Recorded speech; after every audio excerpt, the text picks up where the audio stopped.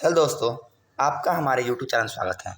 दोस्तों, आज मैं आप सबके लिए जीके का रामबाण लेकर आया हूं, जो एसएससी और रेलवे एग्ज़ाम के लिए सबसे इम्पोर्टेंट है। चलिए क्वेश्चन को स्टार्ट करते हैं। शरीर की सबसे बड़ी ग्रंथि कौन सी है? देखिए, शरीर की सबसे बड़ी जो ग्रंथि है वह है यकृत। यकृत जो है शरीर की सबसे बड़ी ग्रंथि है। चलिए नेक्स्ट क्वेश्चन देखते हैं। मनुष्य में मादा जनन अंग किस हार्मोन का स्राव होता है?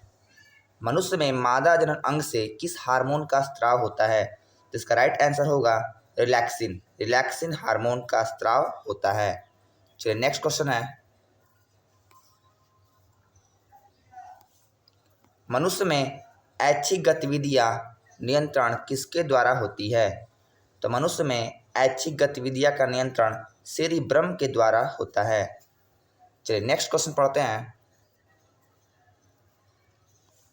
शरीर का तापक्रम कहाँ नियंत्रित होता है? तो शरीर का जो तापक्रम है हाइपोथैलेमस ग्रंथि से नियंत्रित होता है। चलिए नेक्स्ट क्वेश्चन है। अमीबा में भोजन का अंतर्ग्रहण किसके द्वारा होता है? तो अमीबा में भोजन का अंतर्ग्रहण कूटपाद के द्वारा होता है। नेक्स्ट क्वेश्चन आप पढ़ते हैं। निम्न में कौन सा एंजाइम लार में पाया जाता है? तो हो जाएगा इसका आंसर टाइलिन। टाइलिन जो है ये एंजाइम लार में पाया जाता है। चलिए नेक्स्ट क्वेश्चन है। वह प्रक्रिया जिसके द्वारा मनुष्य श्वास ग्रहण करता है तथा छोड़ता है क्या कहलाता है? देखिए, वह जो प्रक्रिया है जिसके द्वारा मनुष्य श्वास ग्रहण करता है तथा छोड़ता है वह श्वासोच्छ्वास कहलाता है। श्वासोच्छ्वास। चलिए नेक्स्ट नंबर है। ऊर्जा उत्पादन के लिए कोशिका प्रायः किसका उपयोग करती है?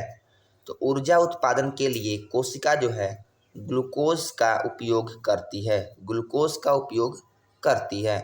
चलिए नेक्स्ट क्वेश्चन है। किस अभिक्रिया द्वारा पौधों में ऑक्सीजन बाहरी वातावरण से कोशिकाओं में पहुंचता है? जिसका राइट आंसर होगा विसरण। विसरण के द्वारा जो पौधे में ऑक्सीजन बाहरी वातावरण से कोशिकाओं में पहुंचता है।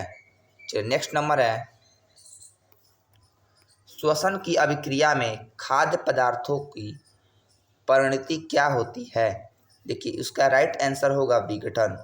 यानी कि श्वसन की अभिक्रिया में खाद्य पदार्थों की परिणति क्या होती है? तो इसका आंसर होगा विघटन। चलिए नेक्स्ट नंबर है। खाद्य पदार्थों का पौधों में स्थानांतरण का मुख्य रूप से कौन सा है?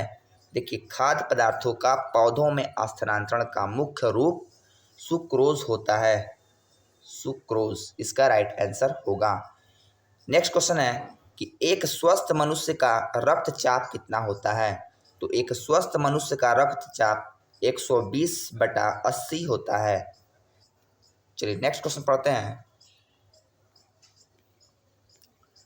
मनुष्य के मस्तिष्क की सबसे बड़ी झिल्ली है। तो मनुष्य के मस्तिष्क की सबसे बड़ी झिल्ली ड्यूरामीटर है। ड्यूरामीटर मनुष्य की मस्तिष्क की सबसे बड़ी झिल्ली है, ड्यूरामीटर। चलिए अगला है। मनुष्य के सूंघने की क्षमता को नियंत्रित करता है। तो मनुष्य के सूंघने की क्षमता को नियंत्रित कौन करता है? तो इसका राइट आंसर होगा घ्राणेंद्रिय पाली। यही जो है मनुष्य के सूंघने की क्षमता को नियंत्रित करता है। चलिए नेक्स्ट नंबर है। मनुष्य में बुद्धि एवं चतुराई का केंद्र है। तो मनुष्य में बुद्धि एवं चतुराई का जो केंद्र है वो सेरिब्रम होता है। इसका राइट आंसर होगा। चलिए अगला है। रक्त में ग्लूकोज की मात्रा नियंत्रित करता है। यानी कि रक्त में ग्लूकोज की जो मात्रा है नियंत्रित रहता है किसके द्वारा? इसका राइट आंसर होगा इंसुलिन के कारण। इंसुलिन के कारण रक्त में ग्लूकोज की मात्रा नियंत्रित रहती है। चलिए नेक्स्ट है। ऑक्सीजन है। ऑक्सीजन क्या है? यानी कि ऑक्सीजन के बारे में पूछ रहा है, तो वो ऑक्सीजन जो है एक तरह का एंजाइम है। चलिए नेक्स्ट क्वेश्चन पढ़ते हैं। जैव प्रक्रम के अंतर्गत कौन आता है? तो जैव प्रक्रम के अंतर्गत सभी लोग आते हैं, यानी कि सभी। पोषण भी आ सकता है, उत्सर्जन भी, श्वसन भी, यानी कि सभी आंसर होगा। चलिए नेक्स्ट नंबर है, गोबर छत्ता किसके अंतर्गत आता है? देखिए जो गोबर जो छत्ता है वह एक तरह से मृत जीवी के अंतर्गत आता है, गोबर छत्ता। चलिए नेक्स्ट क्वेश्चन है, वायुमंडल में सामान्यतः CO2 पाया जाता है। तो वायुमंडल में सामान्यतः CO2 की जो मात्रा होती है वो 0.03% होती है, ये आप हमेशा याद रखिएगा। चलिए नेक्स्ट नंबर है, छाया में पनपने वाले पौधे को क्या कहते हैं?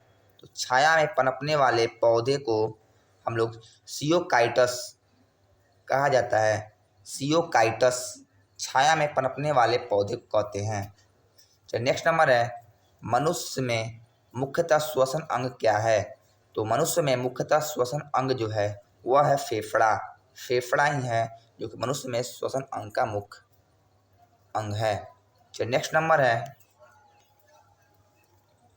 निम्नलिखित में से कौन सी बीमारी श्वसन तंत्र से संबंधित है? देखिए श्वसन तंत्र से संबंधित जो बीमारी है वह है टीबी और निमोनिया, जो कि दोनों फेफड़े से होता है रोग। ये बी और सी ऑप्शन दोनों होगा जो कि श्वसन तंत्र से संबंधित है। चलिए नेक्स्ट क्वेश्चन देखते हैं, उच्च रक्तचाप की अवस्था को क्या कहते हैं? देखिए उच्च रक्तचाप की अवस्था को हाइपरटेंशन कहा जाता है। उच्च रक्तचाप की अवस्था को क्या कहते हैं? तो हाइपरटेंशन कहा जाता है। चलिए नेक्स्ट नंबर है, मछलियों में उत्सर्जी पदार्थ क्या है? तो मछलियों में उत्सर्जी जो पदार्थ है वह अमोनिया है। अमोनिया जो कि मछलियों में उत्सर्जी पदार्थ होता है। नेक्स्ट है, पौधे में आवश्यकता से अधिक जल किस प्रक्रिया द्वारा बाहर निकाले जाते हैं? तो पौधों में आवश्यकता से अधिक जो जल है वो वाष्पोत्सर्जन की विधि के द्वारा निकाले जाते हैं। चलिए अगला क्वेश्चन पढ़ते हैं, निम्न में से किसे प्रकाश संश्लेषी अंगक कहते हैं? तो इसका राइट आंसर होगा पत्ती। पत्ती को ही हम लोग प्रकाश संश्लेषी अंगक कहते हैं। नेक्स्ट क्वेश्चन है, पौधों में गैसों के आदान प्रदान के लिए रहते हैं। देखिए पौधों में गैसों के आदान प्रदान के लिए रंध्र जो होते हैं रहते हैं। रंध्र के द्वारा ही पेड़ पौधों में गैसों का आदान प्रदान होता है। चलिए नेक्स्ट नंबर है, फेफड़ा का आकार होता है। देखिए फेफड़ा का जो आकार है ये शंक्वाकार है। फेफड़ा का आकार होता है ये शंक्वाकार फेफड़ा का आकार होता है। चलिए नेक्स्ट क्वेश्चन है, भोजन का पाचन किस प्रकार की अभिक्रिया है? तो भोजन का जो पाचन है ये उपचयन अभिक्रिया है। भोजन का पाचन उपचयन अभिक्रिया है। चलिए नेक्स्ट नंबर क्वेश्चन पढ़ते हैं,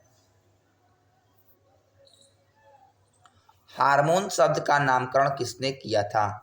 तो हार्मोन शब्द का जो नामकरण जो है बेलिस एवं स्टार्लिंग के द्वारा किया गया था, हार्मोन शब्द का नामकरण। चलिए नेक्स्ट नंबर है, पृथक्करण का नियम किसने दिया था? तो पृथक्करण का जो नियम है मेंडल के द्वारा दिया गया था, पृथक्करण का नियम। चलिए नेक्स्ट नंबर है, जीव विज्ञान शब्द का प्रयोग किसने किया था? तो जीव विज्ञान शब्द का प्रयोग सर्वप्रथम लैमार्क एवं ट्रेविरेनस ने किया था। जीव विज्ञान शब्द का सर्वप्रथम प्रयोग लैमार्क एवं ट्रेविरेनस के द्वारा किया गया था। चलिए नेक्स्ट क्वेश्चन है, जीव विज्ञान के जनक के नाम से जाने जाते हैं। देखिए जीव विज्ञान के जनक के नाम से अरस्तु को जानते हैं। अरस्तु को ही जीव विज्ञान के जनक के नाम से जाना जाता है। चलिए नेक्स्ट नंबर है, वनस्पति विज्ञान के जनक कहे जाते हैं। देखिए कई बार क्वेश्चन पूछा है, वनस्पति विज्ञान के जनक का नाम है थियोफ्रेस्टस। थियोफ्रेस्टस को वनस्पति विज्ञान के जनक के नाम से जानते हैं। चलिए अगला क्वेश्चन पढ़ते हैं, बॉटनी शब्द की उत्पत्ति किस भाषा के शब्द से हुई है? तो बॉटनी शब्द की जो उत्पत्ति है ग्रीक भाषा के शब्द से हुई है। चलिए नेक्स्ट है, फाइकोलॉजी में किसका अध्ययन किया जाता है? तो फाइकोलॉजी में शैवाल का अध्ययन किया जाता है। चलिए नेक्स्ट नंबर है, पर्यावरण का अध्ययन जीव विज्ञान की किस शाखा के अंतर्गत आता है? यानी कि पर्यावरण का अध्ययन जीव विज्ञान के किस शाखा के अंतर्गत? तो पारिस्थितिकी शाखा के अंतर्गत आते हैं। इसका राइट आंसर होगा परिस्थिति। चलिए नेक्स्ट क्वेश्चन पढ़ते हैं। डेंड्रोलॉजी का संबंध है, देखिए डेंड्रोलॉजी का जो संबंध है झाड़ियों के अध्ययन से है। डेंड्रोलॉजी का संबंध झाड़ियों के अध्ययन से है। चलिए नेक्स्ट नंबर क्वेश्चन पढ़ते हैं। पुष्पों का अध्ययन कहलाता है, देखिए पुष्पों का जो अध्ययन है एंथोलॉजी, पुष्पों का अध्ययन एंथोलॉजी कहलाता है। और नेक्स्ट है, वनस्पति संवर्धन से संबंधित विज्ञान की शाखा को कहते हैं? तो इसका राइट आंसर होगा हॉर्टिकल्चर जो है वनस्पति संवर्धन से संबंधित विज्ञान की शाखा को कहते हैं हॉर्टिकल्चर। चलिए नेक्स्ट नंबर है, स्पर्मोलॉजी का अध्ययन होता है, देखिए स्पर्मोलॉजी का अध्ययन किया जाता है। तो स्पर्मोलॉजी जो है ये बीज का अध्ययन करते हैं स्पर्मोलॉजी के द्वारा। नेक्स्ट है, एग्रेस्टोलॉजी में किसका अध्ययन किया जाता है? तो इसका राइट आंसर होगा घासों का, घासों का अध्ययन किया जाता है एग्रेस्टोलॉजी में। चलिए नेक्स्ट नंबर है,